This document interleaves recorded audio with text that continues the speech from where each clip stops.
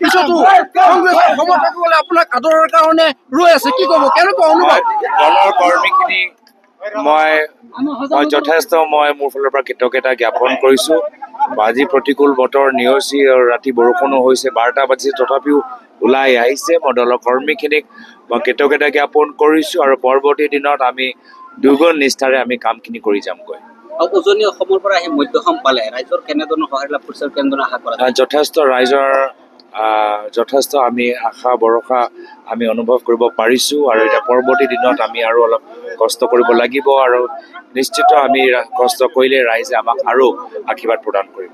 Seat পোৱাৰ সম্ভাৱনা বা আশা কেনেধৰণৰ কৰা যায়? প্ৰথমতে আমাৰ উচ্চস্তৰীয় এটা বৈঠক হ'ব। যোৱা পঞ্চায়ত নিৰ্বাচনৰ ফলাফলো আমাক যথেষ্ট পৰ্যালোচনা কৰিবলৈ আছে। এতিয়াও হাতত 10 মাহ আছে, 10 মাহটো বেছি দীঘলীয়া সময় নহয়। প্ৰত্যেক দিন মূল্যৱান, প্ৰত্যেক দিন যে আমি ভালদৰে ব্যৱহাৰ কৰোঁ তাৰ বাবে আমাৰ বৈঠক হ'ব আৰু নিশ্চয় এটা ৰণকোহৰ তৈয়াৰ হ'ব। ধন্যবাদ।